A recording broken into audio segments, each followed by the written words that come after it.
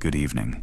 Tonight we look at how humans became white, how sunlight, food, and long migrations pushed skin to change, how different groups took different genetic paths under the same pressures, and why light skin is a recent remix, not an ancient default. Skin is a live filter, not a paint job. If you genuinely enjoy this calm, facts-first channel, tap, like, and subscribe so these quiet stories find you again on the nights you need them. And so this kind of gentle science has a seat at your bedside. Share in the comments where you're listening from and what time it is there. Let your shoulders drop and unclench your jaw as the quiet hum of a small bedside fan smooths the air and the room grows still. All right, let's step into the past and feel the sun where this begins. Dawn lifts over an open savanna. Heat is still soft, but you can feel it building toward noon. Grit presses cool against your soul, and a faint breeze carries dry grass. In your hand, the rough edge of a hand axe catches the sunrise. The light is warm and simple. Melanin is your body's sun shield. It soaks up ultraviolet light and turns it to heat, keeping the sharpest rays from cutting into DNA. In strong UV, darker skin helps guard folate in the blood and keeps cells stable. Folate supports fast-growing tissues, from embryos to sperm, and low folate can cause trouble. Too much UV breaks folate down. Pigment granules cluster above cell nuclei in the skin, which lowers the chance of breaks. The sun is a great teammate that likes to tackle. Where light hits hard for many hours, more melanin is a steady plan that keeps futures intact. Hair on human bodies thinned as sweating took over the job of cooling. Bare skin met harsh light over time. Endurance on two legs demanded better heat loss. In that setting, people with more melanin lost less folate and took less UV damage, so their children had better odds. Early humans likely had dark skin once fur thinned. That shade worked like built-in shade cloth as you moved, ran, and hunted under a high sun. Movement out of the equator belt changed the rules. Farther north and south, sunlight thins. The sun sits lower in the sky, and its rays scatter. Skies turn cloudy for long stretches. Winters bite. Ultraviolet falls too, yet skin still needs enough UV to make vitamin D, which helps bones grow and keep systems steady. Less UV means that thick pigment can block too much of a scarce resource. Evolution is a slow dimmer switch, not an on-off button. Over time and many births, settings shift. Lighter skin lets more light in when light is rare. But that gain carries a cost when sun grows strong. Now carry that sun shield north into thinner light and a new balance. A high sun sits over open ground. Heat haze bends the distant grass line. A cicada's steady rasp runs under the air. The wind carries the dry smell of hot dust across skin. This is equatorial UV exposure at full strength, the kind that arrives almost vertical and keeps coming day after day. Melanin pigment is the shield in this light. Tiny granules sit in skin cells and absorb ultraviolet before it can slice into DNA. That absorption lowers cellular damage. It also cuts the folate degradation risk that comes with too much UV. Folate fuels cell division and healthy development, so keeping it intact helps bodies build and repair. Because UV was intense year-round, therefore darker skin aided survival and fertility. It made sunburn less likely, slowed some infections that exploit damaged skin, and guarded the chemistry needed for reproduction. Over many generations, families with stronger protection passed it on. The canvas of skin told the story of the sun. Melanin works like system-wide sunglasses you never misplace. No SPF labels in the Pleistocene.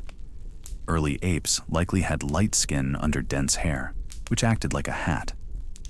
As the lineage that led to Homo thinned its body hair, more skin met the open sky. That shift changed the math. Early Homo with less body hair likely evolved dark skin for protection. Pigment turned from accessory to necessity as bare skin spread over shoulders, backs, and faces. Sweat joined the picture.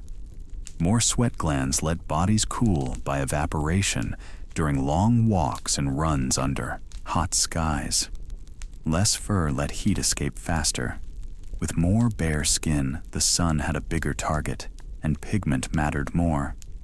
The same traits that helped cool the body made UV control vital, since sweat does not block light, and work often happened at midday when UV peaks. Melanin kept doing its job while bodies moved, breathed, and shed heat on open ground. Protection is only half the story. Cooling the body reshaped the stakes. Footfalls thud softly on packed earth. The day runs hot and bright. Sweat beads on your forearms and ribs. A warm breeze flicks across skin, and the wet cool vanishes fast. You catch the salty taste at your lips after a run. Eccrine sweat glands cover most of human skin. They pump a clear, salty fluid that spreads thin. Evaporation pulls heat out of the body, fast enough to keep muscles working. That makes the whole skin a cooling surface during long effort. Endurance matters in open country, where chasing and tracking work best under daylight. It is like jogging with a built-in misting fan. Body hair reduction made this system better. With fewer long, dense hairs, sweat could reach the air and evaporate quickly. We traded fur coats for better airflow. Bare skin stood in the open under strong UV. Because more skin was exposed to sun, therefore stronger pigmentation became a better shield. Think of it like the body turned into a better radiator with a UV-resistant paint job. The change came with a trade-off. The body had to dump heat to avoid dangerous core temperatures, yet sunlight could damage DNA and strip key nutrients like folate. This is the heat stress versus DNA damage trade-off. Melanin solved part of it by absorbing and scattering UV before it went deep. Darker, UV-absorbing skin cut the harm while still letting sweat flow and cool. That meant long runs were safer for cells and blood chemistry in bright places. Hair reduction did not happen overnight, but the pressure was steady. Daytime activity put heat into muscle after muscle. The skin took over as the main radiator, and melanin turned into a shield you wear. Populations in intense sunlight show this pattern again and again, where heat stress persisted and bodies needed to work hard under the sun. Dark, UV-absorbing skin was the likely payoff. Other mammals kept thick coats and panted. Humans leaned on eccrine sweat glands and moved through noon. In that context, strong pigmentation became a practical tool, like a hat you are born with. It protected folate for developing embryos. It protected skin cells that divide fast. It let people raise children and hunt and gather under the big sky. When groups left those latitudes, the problem shifted. Light changed with seasons, and the need for vitamin D rose as UV dropped. Cooling stayed useful, but the UV side of the ledger shrank. Now, tilt the planet and thin the light, and the balance point moves. A cloudy shoreline sits under a slanted sun. The low light glints off gray waves, and sea air carries a faint chill. The breeze keeps tugging at a loose hood edge. Up here, the sun clocks out early. The angle is lower, the days are shorter, and winter stretches long. That means ultraviolet light arrives weak, and for much of the year, it barely shows up. Families push into these higher latitudes. They follow coasts and rivers, tracking fish, seals, caribou, and new ground to settle. This movement spreads people into zones where the UV gradient falls off with distance from the equator and swings with the seasons. The sky becomes a schedule. Bright summers, dim winters, and long twilight make a different daily rule set for skin. Clothing wraps the skin and keeps in heat. Thick furs, layered hides, and later woven wool cut exposure even on bright days. Hoods shade faces. Houses, huts, and tents turn work into indoor work. People tend fires, scrape hides, and wake to chores under a roof. Less sun reaches the skin, even when the weather is kind. A warm hearth glow lives in the corner, and smoke clings to hair. UV falls with latitude and season. Because UV declines with latitude and season, therefore lighter skin can improve vitamin D production. It's like turning screen brightness up when the room gets darker. The biology here is plain. Sunlight helps the skin make a hormone we call vitamin D, which the body uses as a signal for many jobs. Weaker UV makes vitamin D a bottleneck. Bones need it to manage calcium and to harden growth plates. Pelves depend on strong bone for safe births. Immune cells use it to switch on parts of their defense. When light sinks for months, stores run low. Children risk soft bones. Adults ache with poor mineral balance. Selection starts to favor skin that lets more UV through in those dim months, so the signal can be made on time. Season also sorts people by diet. Where coasts offer oily fish, seals, and marine mammals, meals carry vitamin D and can cover for thin sun. Inland, hunters and early farmers find less in food, and winter storage leans toward grains, roots, and dried meat. That difference can change the pressure on skin. If meals supply the signal, darker skin can stay. If meals do not, lighter skin gains ground. Clothing, cloud, and snow reflect and block in odd ways, but the main point holds. Low-angle UV is scarce, and the calendar makes it scarcer. Migration keeps mixing stories. Different groups reach similar solutions by different genetic routes. Some regions favor quick changes in a few genes tied to pigment production. Other regions spread many small changes over time. The shared trend is not a single path, but a shared pressure. Dim light, long winters, and covered skin nudge the system toward letting more light in. All of this rests on a simple trade-off the body cannot ignore. Too much UV breaks down a fragile nutrient in the blood. Too little UV starves the pathway that builds vitamin D in the skin. Two nutrients are about to set the rules here. One the sun can damage, one the sun helps build. A fingertip drags a curve in the dust on a kitchen table. The faint scratch marks a rise, then a dip. One axis stands for sun, the other for what the body needs. A narrow strip of sunlight slides across the floor. The line shows a trade-off you can feel in the bones and in the cradle. Melanin sits in the top layer of skin.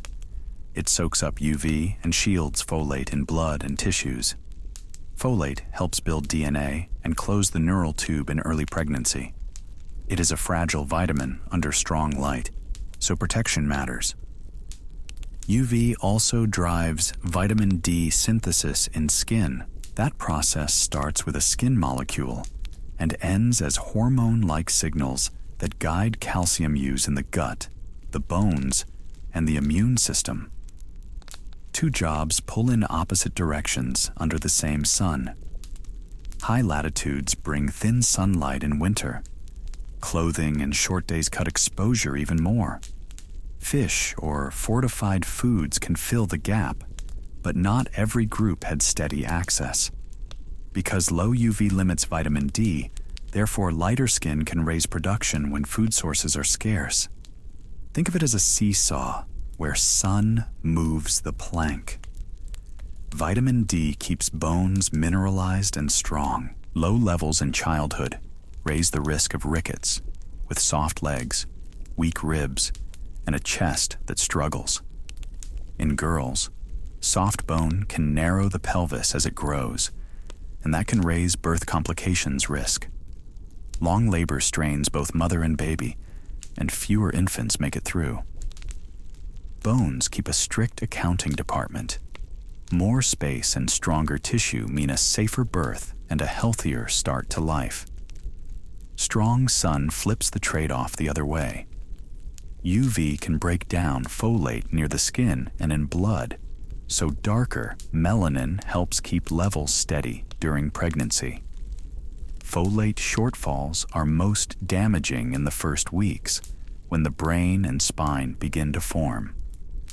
Low folate can trigger defects of the brain and spine in a fetus, and it can sap fertility in both parents.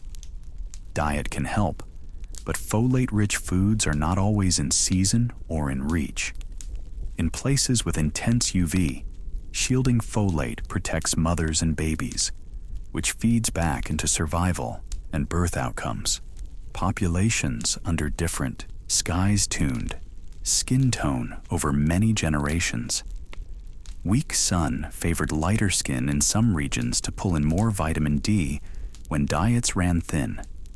Fierce sun favored darker skin to guard folate when days were bright and long.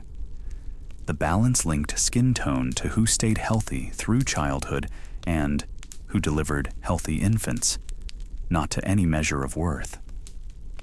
Natural selection hit the same trade-off again and again, but it did not always use the same genetic switches. Same problem, different code. Genes reroute the pathway in parallel. A small lamp throws a halo over a quiet bench. Labeled jars line the back edge like tidy city blocks. A simple gene map sits under your hand, pencil arrows between boxes. Paper rustles as you shift it, and the soft click of a pen cap marks the change. Two gene labels stand out, SLC24A5 and SLC45A2. Both help manage melanin inside pigment granules called melanosomes. They move ions and shape the conditions that let the dark polymer form and pack. Nearby sits a note on the OCA2 HERC2 pathway. OCA2 helps set melanosome pH, which steers how much pigment forms, while a switch in HER2 can dial OCA2 up or down. A line on the sketch sums it up. Because mutations tweak melanin production or its delivery, therefore skin can lighten through several routes. Some changes trim the amount made. Others adjust the packaging or the handoff to upper skin layers. Ancient European remains point to a strong push on SLC24A5, followed by SLC45A2 in many groups. Those shifts influence how much melanin loads into each granule, which nudges tone lighter under weak sun. The OCA2 HERC2 region also matters, but the big weight falls on those two transport genes in many European lineages. Different villages, trade, and mixing spread those variants across a patchwork of past landscapes, slow and steady. Genomes from East Asia show a partly different toolkit. Variants near OCA2 HERC2 are important in several populations, along with changes at other pigment genes that touch melanosome biology and transport. The endpoint looks similar in daylight, yet the wiring diagram is not the same. Think of it like different software patches delivering the same feature on different phones. Nature ships updates without patch notes. This is convergent evolution in plain view. Europe and East Asia reached lighter average tones through overlapping, but not identical, genetic paths. Shared pressures came from life at higher latitudes, long winters, and weaker UV. The routes varied by local history, chance, and which variants happened to be around when the pressure rose. Light skin carries trade-offs in strong sun. Less melanin means less shielding in the upper skin. That raises the risk of sunburn and some skin cancers under intense UV, especially without shade or cover. It can also let more UV reach the skin for vitamin D when light is scarce, which helps bones and immune function in dim climates. No setting is perfect for every place. A last look at the bench brings the map into focus. SLC24A5 and SLC45A2 tune the pigment factory. The OCA2 HERE-C2 pathway sets the melanosome's mood and output. Different changes stack up in different regions until the spectrum shifts, like a dial turning with a faint click. Shifts in living and eating turned that dial. More clothes, walls, and long winters narrowed UV. What people put on the table narrowed it again. Next came changes in diet, and the wiggle room shifted with them. Take a slow breath in through your nose, then let it out easy, the faint tick of a clock in the background. Air moves in, cool, and leaves a touch, warm. Let the inhale be quiet, and the exhale a little longer. Let your chest rise smooth, and your shoulders stay low. If a thought pops up, let it float past. Shoulders relax, and your brow loosens. Neck lengthens. A touch as the chin eases back. Hands rest where they are, and the ribs drift down. The small muscles around your eyes can go quiet. Skin adapts to light and to nutrients. No rank here, only function. Bodies meet places because needs shift with sun and food. Therefore, tones drift toward what works. People moved. Seasons differed. The answer kept changing in small steps. Many roots reached lighter shades. Many stayed darker. Each path fit its setting. Color is a working choice by the body, not a status or a rank. Family lines blend and change across time. Variation is the normal state of our species. Maps hold gradients, not hard lines. Shade by shade, populations found fits for their weather and food. No single path is default, only local answers that made life work. The room's quiet tick sets the tempo for a few breaths. Each beat is gentle. It keeps time without hurry, like a small metronome in the dark. Breaths can follow that steady pace without effort. Nothing rushes you here. Let that patient rhythm be your guide for a moment. Details can settle while you rest. You do not have to hold every step or name tonight. The shape of the story will wait for you. Let the outline sit, like sand easing flat after a wave. If your mind drifts, it can come back when it is ready. Sleep can keep what it needs and set the rest aside. You can trust the big idea to stay. Jaw unclenches with one last slow breath. Cool air moving quietly at the edge of a curtain. Lips meet lightly and the tongue rests low. Eyes soften behind their lids. Farming comes next, and it nudged these pressures further. Fields and food pulled on the same levers of light and diet. Back to the fields, where diet began to edit the code. Cooking fires send a thin ribbon of smoke past a clay doorway. Hoes and sickles lean by the threshold. Ash drifts from a small hearth. Wooden bowls sit stacked on a shelf, quiet in the dim room. Cereal-based diets fill these bowls. Farmers grind barley and wheat. The nutty smell of grain porridge warms the space. Calories are steady, but vitamin D in grains is almost none. Inland families eat little fish, so diet gives little help. Indoor tasks grow with farming. People thresh, weave, and store harvest under a roof. Walls, smoke, and small windows cut UV light that skin needs. In cold months, people bundle in layers and the sun keeps bankers' hours. And because diets and indoor work cut vitamin D, therefore lighter skin gave an advantage in low UV seasons. Think of winter sun like a weak phone charger. You want a better battery. Vitamin D helps the gut pull in calcium and keeps bones strong. Without enough, children can develop soft bones and bowed legs. Adults can ache, and narrow pelvises can make birth harder. Farmers far from coasts faced higher risk when winters were long and skies were gray. Over many generations, small advantages added up. In places with short, weak winter sun, families with slightly paler skin made more surviving children. Certain skin lightening variants rose in frequency in farming populations.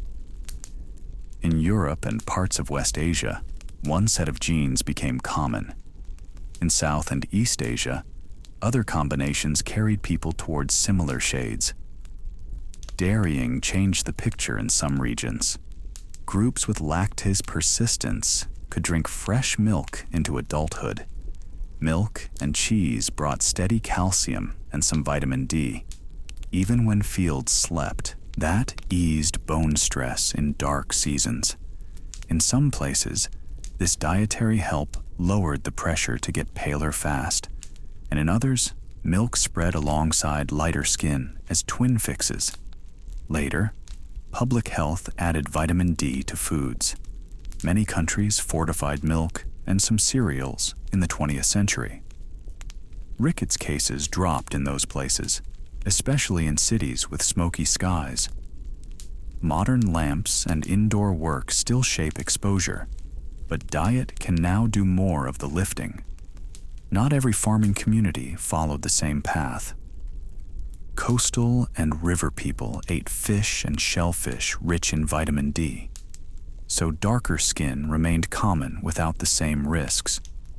Arctic hunters got it from marine mammals, and tropical farmers lived under strong sun. Many met the need through food or environment rather than lighter skin, so others found a different workaround. Glare lifts off water and snow on a bright, cold shoreline. Your boots press into crusted powder, and the dry snow squeaks. Cold air stings your nose. A gull's call rides the wind. The sun sits low, yet light fills the scene from above and below. Skin here faces weak, direct rays and strong reflection, a double hit that can still burn. Sea mammals and fish put marine vitamin D on the plate year-round. Hunters cut ice, pull nets, and eat livers and fatty flesh rich in the sunshine vitamin. Because diet supplied vitamin D, therefore strong year-round lightning was less necessary in some Arctic groups. That marine vitamin D intake kept bones strong in dark winters. Snow and water reflect UV, raising risk for exposed skin and eyes. Clothing shapes the light that reaches skin. Parkas, fur ruffs, and narrow eye slits cut the beam. Long summer days still bring long exposure, while bodies work on open water. It's like using an external battery instead of changing the phone. Here the sun bounces off ice for a second try. People shielded eyes to spare them from snow glare, using goggles to make bright days manageable. Summer light triggers tanning, a seasonal adaptation. Melanin rises with exposure and darkens the upper skin, then fades when light retreats. Freckles pop up as small spots with extra pigment. They work like tiny umbrellas in a scattered pattern. A quick tan guards against burn. It still lets some UV in when days turn short. Gene patterns here are not one size. Some northern peoples carry lighter skin changes common in Europe. Others carry different sets that tune pigment in their own way. Arctic groups can show a medium baseline tone with strong tanning, plus traits shaped by long life on ice. Different switches reached a similar balance under shared pressures. homes, and clothing limit light on skin. Food from the sea means vitamin D arrives by mouth. Work on bright water raises summer risk. Tanning, freckling, and varied gene mixes show flexible routes to balance. The body solves for bone health and protection within local rules, not a single default shade. Today, many lives unfold far from that coast. Flights jump from low-latitude sun to polar twilight in hours. Office lights replace noon, and sunscreen sits by the door, next to a bottle of supplements. Doctors test vitamin D in winter. Parents pack hats for beach days. Modern life scrambles the map, and biology meets airplanes and office lighting. An elevator chimes in a glass lobby. A jacket cuff brushes a briefcase handle as you step in. Coffee lifts a small ribbon of steam to your face. The doors close on a pale square of morning. Sunscreen, clothing, and indoor work do most of the UV filtering today. SPF behavior matters now, from picking a high enough number to using enough and reapplying. Hats, collars, and tight weaves turn into portable shade. Office hours cut UVB because windows block most of it, and the faint hum of fluorescent lighting adds light without the sun's chemistry. The coffee is warm against the cool air at the curb, but the day's real sun may touch your skin only in short breaks. Migration and jobs move faster than genes. Flights carry families from Accra to Amsterdam, from Sao Paulo to Sydney. Night shifts and gig hours flip the old daylight rhythm. Because our lifestyles and locations shift fast, therefore skin and sun no longer match in many lives. Think of it like moving house without touching the thermostat. Your routines follow you to a new light level, even when the sky has other plans. The sun does not follow your HR system. That mismatch shows up in two directions. In low UV living, vitamin D deficiency climbs, most of all for people with darker skin or heavy cover in cloudy or northern cities. A century of smoky streets taught this lesson early, so public health added fortified foods and supplements to keep bones strong. In high UV regions, lighter skin burns faster and faces higher skin cancer risk, so advice leans on shade, hats, and regular skin checks. Both deficiency and sunburn are real mismatch risks, so guidance keeps tuning. SPF habits get specific. Broad spectrum, at least 30, enough to form a film, and reapply after sweat or swims. Workplaces hand out long sleeves, sunglasses, and shade tents, and schools shift outdoor time away from noon. UV index apps teach timing, while winter reminders nudge supplements where sun is scarce. Doctors ask about travel and jobs, then talk diet, fortified foods, and safe sun minutes by season. Indoors, city life keeps dialing exposure down. Glass blocks most UVB, so the skin's vitamin D factory runs less, even when a room looks bright. Outdoor workers lean on UPF clothing and thick shade, while people with lighter skin in the tropics learn the quick burn rules the hard way. People with darker skin in high latitudes learn that weak winter sun rarely does the job alone, so food labels and small pills pick up the slack. For most of us, the fix is ordinary and human. A shirt here, a hat there, a bottle that says SPF 50 in a bag, a simple D supplement on the counter, and a bit of attention to the clock and the sky. We come back to where we live, change at the surface, people underneath. Settle your shoulders, place your hands where they can rest. Breathe in for 4. 1, 2, 3, 4. Breathe out for 6. 1, 2, 3, 4, 5, 6. The room is quiet. Low room light soft against the wall. Feel the chair steady under you. No hurry. Let the count do the work. Again, breathe in for 4. 1, 2, 3, 4. And breathe out for 6. 1, 2, 3, 4, 5, 6. Nice. Your pace is fine. If a thought pops up, let it pass. The breath is steady, even when ideas move. Light, diet, and time shaped human skin because they set the balance between UV, vitamin D, and folate in each place. Therefore, color shifted as a useful surface trait that helped bodies keep nutrients safe, yet still make what the sun could supply. And over long miles and many seasons, across colder skies and warmer ones, through farming, clothing, and changing foods, different groups reached lighter tones by different genetic paths that fit local light and life. Notice the calm weight of your blanket or pillow, a blanket edge warming the hand. Let that simple pressure match your breath. It sits there like a friendly paperweight. This is a good anchor. It is simple, and it works. The body learns this link over time. Biology explains variation without ranking people. A clock tick marks a quiet pause. It touches the air, then leaves space. The brain likes steady things. A small rhythm helps it file the day.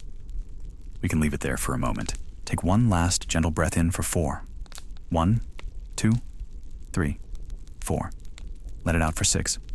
1, 2, 3, 4, 5, 6. Release your jaw. Let the tongue rest. Soften the cheeks while you breathe. Nothing to fix or solve. Jaw release tells the rest of you it is safe. That cue travels fast. Let the edges of thought blur.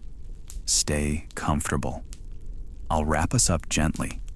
Skin color is an adaptive response to sunlight, food, and place, not a ranking. Different communities used different genetic routes to lighter tones. It is a trade-off that helped people live where they were, like shade shifting as the sun moves. That is the heart of the story tonight. Thank you for spending this quiet stretch with me tonight. I'm glad we could sit with calm facts and an easy voice. The room feels gentle, with dim light and a settled hush.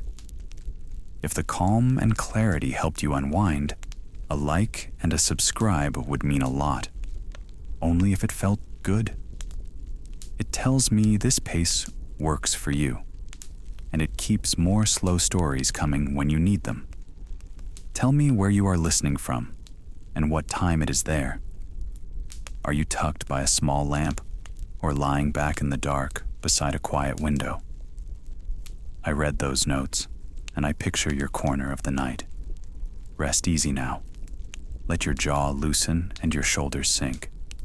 Take one slow breath in, then a longer breath out, like a tide that knows the shore. The air is still and kind. Thank you for sharing this late hour. Let the last details fade. Sleep well if you can, or drift and doze if that is what the night gives. I'll be here next time you want a quiet guide. The clock keeps its steady tick. Good night.